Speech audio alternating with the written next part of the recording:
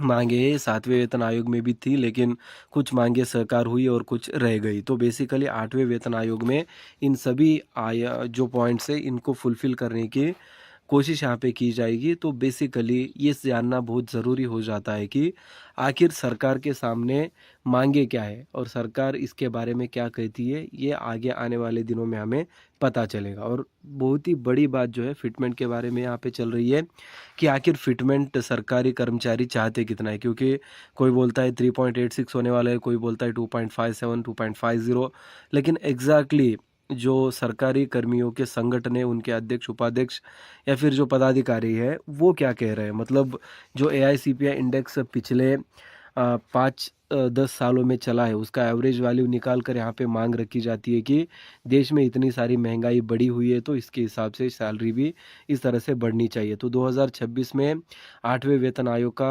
लागू होना तय है। तो बेसिकली उसी के पहले ऑलरेडी सदन में तो इसकी चर्चा हो चुकी है और सरकार ने कहा है कि 8वें वेतन आयोग का गठन भी हम करेंगे। तो बेसिकली ये पॉइंट इस पर भी है कि 8वें वेतन आयोग का गठन करेगी तो कब करेंगे, फिर उसमें अध्यक्ष उपाध्यक्ष कौन होगा और उनको कितना टाइम दिया जाएगा अपनी रिपोर्ट सौंपने में। क्योंकि जैसे लाइक लास्ट फाइनेंस मिनिस्ट्री ने कहा था कि 15 टू 18 मंथ्स लग सकते हैं एक रिपोर्ट को सरकार को सौंपने के लिए। तो बेसिकली उसी के चलते 6 महीने या फिर 7 महीने में ही रिपोर्ट को तैयार किया जाए, इस तरह की मांग भी चल रही है। क्योंकि ऑलरेडी यहाँ पे मार्च आ चुका है। तो बेसिकली जो जनवरी 2026 है, वहाँ पे सरकारी कर्मचारी चाहते हैं कि 8वें वेतन आयोग के अंदर उनको सैलरी मिले।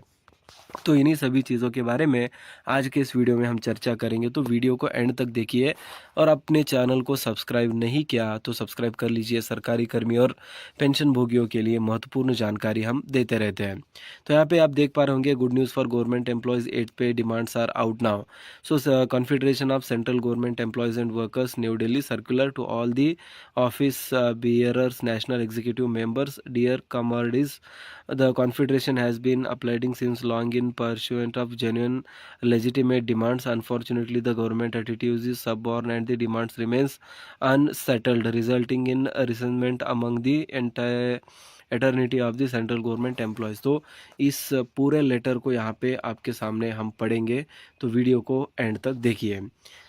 ऑलराइट, तो देखिए यहाँ पे हमने वेबसाइट भी यहाँ पे खोल ली है, क्योंकि जो प्रिंट मीडिया, न्यूज़ मीडिया, जो भी मीडिया यहाँ पे चल रहा है, सभी में एक ही बात चल रही है, 8वां वेतन आयोग क्या मिलेगा, कितना मिलेगा और कब मिलेगा। तो यहाँ पे आप देख पा रहे होंगे, immediately setup committee for 8th pay commission, finalise terms of reference, that is TOR। तो 8वें वेतन आयोग का गठन तो आपने बोल दिया कि हाँ करेंगे, लेकिन कब करेंगे। तो हम भी परेशान हो गए और आप भी परेशान हो गए। ये जो वर्ड है, ये केजरीवाल जी का आप जानते हैं। तो करना फिर वही ये पूछ रहे हैं कि immediately setup the 8th pay CPC, finalise the terms of reference, जो भी उसके टर्म्स एंड कंडीशंस होंगे उनको भी फाइनलाइज करिए। कॉन्फेडरेशन चार्टर ऑफ डिमांड्स, तो कॉन्फेडरेशन जो है यहाँ पे डिमांड्स रख रहा है। तो उसी के बारे में फर्दर इन्फॉर्मेशन आपको देखने को मिल रही है। यहाँ पे देखिए सर्कुलर, और यही जस्ट पैराग्राफ मैंने आपको समझाया। तो बेसिकली फिर आगे बोलते जाते हैं। National Executive Committee meeting of Confederation held on 8th February anonymously took a decision to hold gate meetings, general body meetings at all workplaces at all the stations on 10th and 11th March as an awareness program to popularize our demands among us, our rank and file, reach to each member and prepare them for all kinds of trade union struggles in the near future. The charter of demands for the campaign awareness और programs are under। तो basically उनके जो demands है ये कुछ इस तरह से है। चार्टर ऑफ डिमांड्स क्या कहता है यहाँ पे, एक सबसे पहले immediately setup the committee for 8th pay commission. सबसे पहली मांग जो है यहाँ पे, immediately setup committee for 8th CPC, finalise terms of reference incorporating suggestions and views given by the staff side NCJCM। तो स्टाफ साइड NCJCM इनके द्वारा जो रेफरेंसेस दिए गए हैं, उन चीज़ों को फ़ौरन ही आप यहाँ पे कंसिडरेशन में लेके 8वें वेतन आयोग की जो कमेटी है उसका गठन करिए। सबसे पहली मांग है। उसके बाद scrap NPS and UPS, restore OPS for all employees. तो सबसे बड़ी दूसरी मांग जो है, NPS that is national pension scheme और UPS यूनिफाइड पेंशन स्कीम, तो हम बोल सकते हैं कि एनपीएस को ही थोड़ा बहुत बदल के यहाँ पे यूपीएस का रूप दे दिया गया है और दोनों ही एक ही समान लगते हैं, जो कि सरकारी कर्मियों को यहाँ पे नुकसान होने वाला है। तो बेसिकली ना ही हमें ये एनपीएस चाहिए, ना ही ओपीएस चाहिए, सिर्फ चाहिए तो सॉरी ना ही एनपीएस चाहिए, ना ही ओपी यूपीएस चाहिए, चाहिए तो सिर्फ हमें ओपीएस चाहिए। तो इस मांग के तहत यूपीएस सभी सरकारी कर्मियों को मंजूर किया जाए, इस वाली बात को भी यहाँ पे 2 नंबर पर रखा गया है। तो इसके बाद अभी थर्ड पॉइंट पर चलते हैं हम। Release the 3 instalments of DA DR frozen during the COVID pandemic to employees and pensioners, restoration of commuted part of pension after 12 years instead of 15 years. तो जो कोविड समय का डीए डीआर है उसके बारे में भी, 18 मंथ्स का जो डीए है उसके बारे में भी सरकारी कर्मियों ने यहाँ पे मांग रख ली है। तो बेसिकली सरकार ने कुछ देर पहले, मतलब कुछ महीने पहले ये स्पष्ट किया था कि सरकार के पास उस वक्त पैसा नहीं था और इकोनॉमिक कंडीशंस ठीक नहीं थी, उसके कारण हमें डीए डीआर को रोकना पड़ा। बेसिकली 2 इंक्रीमेंट्स को रोका गया था। बेसिकली वो होता है 18 मंथ का, ठीक है। तो 2020 और 21 की बात हम कर रहे हैं, जो कि कोविड का टाइम था। तो वहाँ पे तकरीबन 18 मंथ का डीए डीआर जो है रोका गया था। तो उसी चीज़ के बारे में यहाँ पे लगातार मांग रखी जा रही है कि release the 3 instalments of DA DR frozen during the COVID pandemic to employees and pensioners, restoration of computed part of the pension after 12 years instead of the 15 years. तो कम्यूटेड पार्ट ऑफ पेंशन जो है 12 महीने में ही होना चाहिए instead of 15 महीना। तो 15 महीना जो है मैंडेटरी सर्विस होती है, उसको 12 महीना ही करो पेंशन के लिए। तो ये भी दूसरी मांग यहाँ पे थर्ड पॉइंट में हम देख सकते हैं। तो आप यहाँ पे समझ पा रहे होंगे कि सरकार के सामने सभी मांगे हैं। 8वें वेतन आयोग का जो गठन है वो किया जाए तुरंत, उसके बाद एनपीएस को कैंसिल करके ओपीएस लाया जाए। फिर तीसरे में लिखा गया है कि 18 मंथ का जो डीए है इसको तुरंत ही रिलीज़ कर दिए, क्योंकि ये सरकारी कर्मियों का हक होता है, पेंशनर्स का हक होता है। आप उसको डिले कर सकते हैं, लेकिन ऐसे ही कंप्लीटली अबॉलिश नहीं कर सकते या फिर उसको मतलब गायब नहीं कर सकते आप, ठीक है।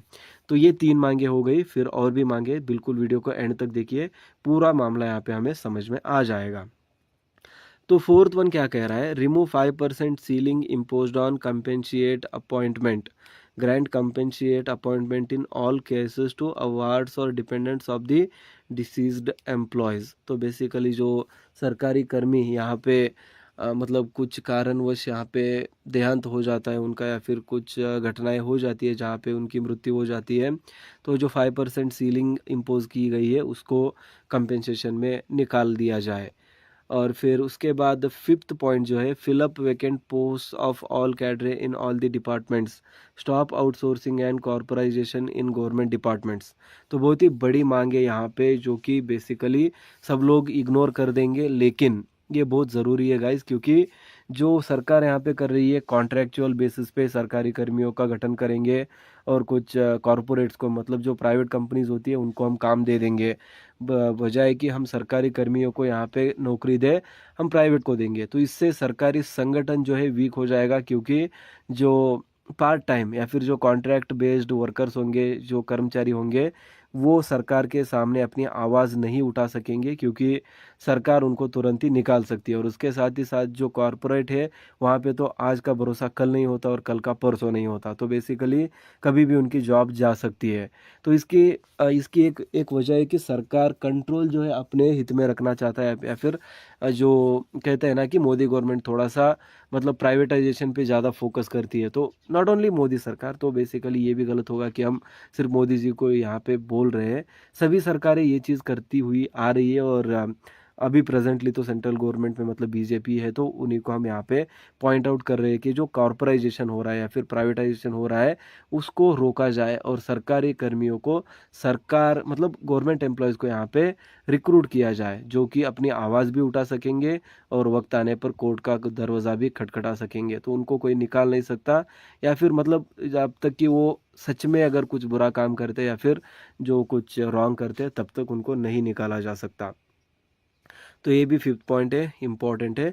इससे सरकारी कर्मी और यूनियन जो संगठन है उसकी शक्ति बढ़ेगी, और जो सरकारी कर्मी है अपनी मांग को ज़्यादा बेहतर रूप में रख सकेंगे और सरकार उसको उतना ही पॉजिटिवली यहाँ पे रिजॉल्व करेगी, क्योंकि जो स्ट्रेंथ है वो यूनिटी में होती है। जो संगठन है वो संगठन बनता है अपने कर्मचारियों से।